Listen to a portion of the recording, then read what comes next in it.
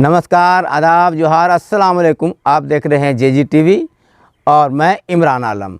आप लोगों से आग्रह है, अगर आप लोगों ने जेजी टीवी को सब्सक्राइब नहीं किया है तो सब्सक्राइब कर लें, आइकॉन घंटी दबाएं, लाइक करें, शेयर करें और कमेंट बॉक्स में जाकर अपनी राय दें। फिलहाल देखिए आज की खबरें। झारखंड सरकार राज्य में शिक्षा व्यवस्था दुरुस्त करने के लिए कई कदम उठा रही है। इसी कड़ी में राज्य के 80 स्कूलों को मॉडल स्कूल बनाया जा रहा है, जिसमें सीबीएसई के तर्ज पर पढ़ाई की जाएगी। इन 80 स्कूलों में गिरिडीह के उच्च विद्यालय पचम्बा को भी शामिल किया गया है। पचम्बा उच्च विद्यालय में सीबीएसई बोर्ड की शिक्षा दी जाए, उससे पहले स्कूल का कायाकल्प किया जाना है। इसी कायाकल्प करने के उद्देश्य से स्कूल में 6 करोड़ 75 लाख की योजनाओं का शिलान्यास गिरिडीह विधायक सुदीप कुमार सोनू ने किया। इस 6 करोड़ 75 लाख रुपए से खेल मैदान, साइंस पार्क, कम्युनिटी हॉल एवं क्लास का निर्माण किया जाएगा। विधायक श्री सुदीप कुमार सोनू ने कहा कि झारखंड सरकार ने झारखंड को शिक्षा का हब बनाने का फैसला किया है। इसी कड़ी में राज्य में 80 विद्यालयों में सीबीएसई की पढ़ाई शुरू की जा रही है। आगे भी इसी तरह की कई स्कूलों का कायाकल्प किया जाएगा, जहां सीबीएसई के तर्ज पर पढ़ाई होगी। अब बच्चों को खेल कूद में भी आगे किया जाएगा। आज पचम्बा वासियों के लिए बड़ी खुशी और हर्ष का दिन है कि इस पुराने स्कूल में जहां पचम्बा के तमाम गणमान्य पढ़े हैं, आज हेमंत बाबू की सरकार में इस स्कूल का पूर्णतया कायाकल्प होने जा रहा है। 7.25 करोड़ की लागत से झारखंड के 80 मॉडल स्कूलों में पचम्बा स्कूल भी शुमार हुआ है। कहीं ना कहीं पचम्बा के लिए, पचम्बा के बच्चों के लिए एक अनुपम भेंट है कि सरकारी विद्यालय अपने इंफ्रास्ट्रक्चर की वजह से हमेशा कमज़ोर दिखते थे। ये स्कूल तमाम चीज़ों को बनने के बाद ज़िले में एक मॉडल स्कूल के तौर पर होगा। मैं यहाँ के तमाम लोगों को और जितने भी जनप्रतिनिधि हैं उनसे भी आग्रह करूँगा कि सरकार की ये योजना धरातल पर बेहतर तरीके से उतरे, गुणवत्तापूर्ण कार्य हो और नियत समयावधि में इसका लोकार्पण हम कर सकें हैं। ये सबसे महत्वपूर्ण विषय है। मैं पुनः पचम्बा वासियों को आज इस स्कूल के रिनोवेशन के काम के लिए बधाई देता हूं कि आपका स्कूल बेहतर से बेहतर बने और गिरिडीह में एक नाम हासिल करे। मॉडल स्कूल क्या योजना है? मॉडल सरकार ने सीबीएसई के पैटर्न पर अपने स्कूलों को विकसित करने का विचार रखा है कि जहां पर बिल्कुल सीबीएसई शिक्षा के अनुरूप एडमिनिस्ट्रेटिव बिल्डिंग, प्लेग्राउंड, वॉलीबॉल का मैदान, बच्चों के लिए शिक्षण के लिए और नए कमरे, 9 कमरे बन रहे हैं। पुराने स्कूल को रिनोवेट करना, माने कुल मिला जुला कर ये कायाकल्प का प्रोग्राम है कि इस स्कूल का कायाकल्प हो चुका होगा कि ये स्कूल पहचान में नहीं आएगा लोगों को और यहाँ पर बेहतर सुविधाएं बच्चों के लिए मुहैया कराई जाएगी। इसी सत्र से ये नहीं, प्राक्कलन कितना का समय है? 1 साल का। 1 वर्ष आप ये माने कि आज से 1 वर्ष तक ये पूर्ण होकर जनता को लोकार्पण हो चुका होगा। हमारे वार्ड नंबर 2 में बहुत बड़ा खुशी के दिन आया है। जो हमारे पुराना स्कूल जो था वो अब मॉडल स्कूल बनने जा रहा है और ये हमारे हेमंत सरकार की देन है और हमारे माननीय विधायक सुदीप कुमार सोनू जी का ये बहुत बड़ा योगदान है जो हमारे वार्ड में इतने बड़े स्कूल बनने जा रहा है और जो भी जनरेशन आएगा उसके लिए बहुत बड़ा खुशी का दिन है। और वो बच्चों का सब खेलने कूदने का और पढ़ने का बहुत बड़ा एक योगदान हमारे हेमंत सरकार ने दिए हैं। धन्यवाद। पिछले दिनों मुद्रा राइस मिल में सिमरिया धौड़ा के सद्दाम की हुई मौत के बाद एवं बरवाडी में हुए हंगामे के बाद पुलिस ने 13 लोगों को गिरफ्तार किया है। साथ ही साथ माले नेताओं का भी नाम हंगामा करने वालों की सूची में पुलिस ने दर्ज किया है। इसी कड़ी में माले से विधायक विनोद सिंह ने गुरुवार को सिमरिया धौड़ा का दौरा कर लोगों से मुलाकात की।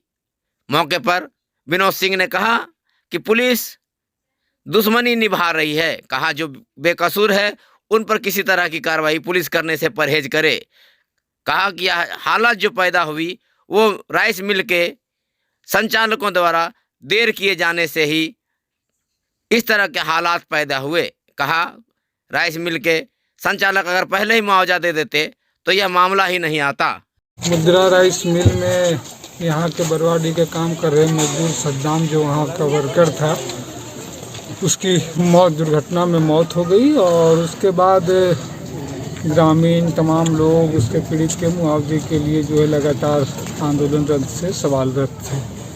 और ये पहली बार नहीं है, प्रशासन और सरकार को इस बात होनी कि भाई कि जो भी मजदूर अगर गिरिडीह में इतने फैक्ट्रियां हैं, अगर लोग काम कर रहे हैं और आए दिन घटना दुर्घटना में लोगों की मौत होती है, लेकिन जब तक लोग सड़क पर उतरे नहीं, जब तक लोग प्रबंधन पर विभिन्न कंपनियों पे दबाव न बनाए, तब तक मुआवजा तो मिलता नहीं है। और इस मामले में भी ऐसा ही हुआ, मुआवजा तो बाद में दिया गया, लेकिन वहाँ सड़क पे शायद कहीं और पे वहाँ पे कुछ रोड सड़क जाम में कोई घटना हुई थी और उसका जिस तरीके से बदला पुलिस ने चुकाया, वो लग रहा है कि जैसे कोई शत्रु हो, कोई शत्रु चीज़ें हों। भाई वहाँ लगातार जो लोग पहले से रिपोर्ट आ रही है कि वहाँ गेट बंद था, मजदूर थे, पुलिस भी थे, लोकल थाने के भी लोग थे। तो ऐसी घटनाओं में आपको रिकॉर्डिंग करना चाहिए। अब किसी ने कोई भीड़ में क्या किया, कोई पत्थर फेंका नहीं फेंका, उससे चीज़ों को ले करके आप पूरे मोहल्ले के लोगों पे बदले के तहत कार्रवाई करें। दहशत हैं, लोग बता रही हैं कि घर आकर के सबके गेट दरवाज़ों में मारपीट की गई, महिलाओं तक कुछ बख्शा गया। और दहशत का आलम तो अभी भी आप देख रहे हैं कि अभी भी अधिकांश घरों में लोग जो डर से हैं वो ताले लटके हुए हैं। तो बजाय पूरे मोहल्ले को, पूरे ग्रामीणों को, पूरे समूह को अपराधी मान के कार्रवाई करने की जो ये पुलिसिया तरीका है, वो कोई लोकतांत्रिक तरीका नहीं है, बल्कि और ये बदले के तहत की कार्रवाई है। इसलिए पूरी घटना की जो है वो जांच होनी चाहिए। और ख़ास करके जब वहाँ पे घटना की जानकारी के बाद मालिक के साथी राजेश यादव जी, राजेश सिन्हा जी भी आए थे और ये लोग लगातार वहाँ पुलिस के साथ हैं, लेकिन दूसरी जगह पे जहाँ घटना बता रही है लोग खुद जो है पुलिस के साथ थे, वहाँ पे थे भी नहीं है। इन तमाम लोगों को अभियुक्त बनाया गया है। तो महज मसला ये नहीं है, स्थित मसला ये है कि लगातार मजदूरों की मौत होती है और लोगों का दबाव बनता है, दबाव के बाद ही मुआवजा मिलता है। तो ये कोशिश है कि इस तरह का लोगों का दबाव नहीं बने, ताकि आने वाले दिनों में, आने वाले समयों में जो लोगों की मौत हो रही है, जो लोगों की दुर्घटना में घायल हों, उनको जैसे तैसे मुआवजा दिया जाए। गिरिडीह में कोरोना वैक्सीन का बूस्टर डोज देने की शुरुआत हो गई है। गुरुवार को डीसी राहुल कुमार सिन्हा ने भी अपना बूस्टर डोज लिया। उन्होंने लोगों से आह्वान किया कि कोरोना से बचने का एकमात्र उपाय कोरोना का वैक्सीन है। जिन्होंने पहला डोज नहीं लिया है या दूसरा डोज नहीं लिया है, वो पहला और दूसरा डोज ले ले। साथ ही साथ 60 वर्ष से ऊपर उम्र के लोग कोरोना का बूस्टर डोज भी ले लें। कोरोना संक्रमण बढ़ता जा रहा है और इससे बचाव का सबसे सुरक्षित उपाय अभी कोरोना वैक्सीनेशन ही है। ज़िले में health care workers, frontline workers और 60 ईयर से ऊपर के लोगों का बूस्टर डोज शुरू हो चुका है। मेरा अनुरोध रहेगा सभी हेल्थ केयर वर्कर से, फ्रंटलाइन वर्कर से तथा 60 ईयर्स के ऊपर वाले सभी एज ग्रुप के लोगों से जिनके सेकेंड डोज के वैक्सीनेशन से 39 वीक्स क्रॉस हो चुके हैं, वह अभी विभिन्न कोविड वैक्सीनेशन सेंटर्स में आकर अपना बूस्टर डोज प्राप्त कर सकते हैं। इसके अतिरिक्त 15 साल से ऊपर के सभी लोगों के लिए कोविड वैक्सीनेशन सेंटर्स बड़े पूरे तरीके से पूरे ज़िले में कार्य कर रहा है। कृपया अगर आपका फर्स्ट डोज या फिर सेकेंड डोज अभी तक नहीं हुआ है और आप योग्यता रखते हैं तो अवश्य आकर अपने डोजेस प्राप्त कर लें। ज़िले में कुल मिलाकर 20.5 लाख से अधिक डोजेस अभी तक लोगों ने लगाए हैं, लेकिन अभी भी काफ़ी लोगों को लगवाना बाकी। ज़िले की आबादी काफ़ी बड़ी है, अतः मेरा पुनः सभी लोगों से अनुरोध रहेगा कि सभी कोविड वैक्सीनेशन सेंटर्स में तत्काल जाकर अपने अपने कोविड वैक्सीनेशन का डोज। जिले में उर्दू फ़रोग देने के लिए नौशाद आलम गुड्डू को फ़रोग उर्दू तहरीक की ओर से एजाज़ से नवाजा गया। यह एजाज़ वार्ड काउंसिलर नूर अहमद ने दिया। देखिए, गुड्डू बहुत मेहनत किया है फ़रोग उर्दू में, उर्दू को फैलाने के लिए बहुत स्कूल दौरा किया। इसी के वजह से हम लोग वार्ड पार्षद, हम लोग गार्जियन नूर अहमद साहब इन्हीं के हाथों से इनको एजाज से नवाजा जा रहा है, सम्मानित किया जा रहा है। तो हम लोग कोशिश करेंगे, जो लोग उर्दू के लिए मेहनत करेंगे, इस कौम के लिए काम करेंगे, उनको इस तरह का छोटा छोटा एजाज है ये, सिर्फ इज्जत बकसर है, कोई बहुत बड़ी चीज़ नहीं है। तो आप लोगों से गुजारिश है कि आप लोग लगातार बढ़ते रहिए और उर्दू को फ़रोग देने के लिए अपनी कुर्बानी दीजिए। बजरंग सेवा समिति गिरिडीह की एक बैठक महादेव तालाब रोड में हुई। इस बैठक में मुख्य अतिथि भाजपा नेता सुरेश शाह मौजूद थे। उन्होंने कहा कि इस क्षेत्र में कोल माइंस की एक ज़मीन है जिसको भूमाफिया हड़पना चाहते हैं। उन्होंने आरोप लगाया कि कई जगह भूमाफिया सरकारी ज़मीनों पर लूट मचाने के उद्देश्य से लगातार हमला कर रहे हैं और ज़मीन लूटने की कोशिश की जा रही है, लेकिन जिला प्रशासन मौन धारण किए हुए है। सभी लोग बैठ जाइए, खड़ा कोई नहीं रहिए, बैठ जाइए, राजेश भैया बैठ जाइए। आज महादेव तालाब में यहाँ के ग्रामीणों का एक बैठक हुआ और इस बैठक में हमें सूचना दी गई और वो सूचना पाकर हम इस बैठक में आए और यहाँ पे बजरंग कृपा संघ के बैनर तले जो बैठक आयोजित थी,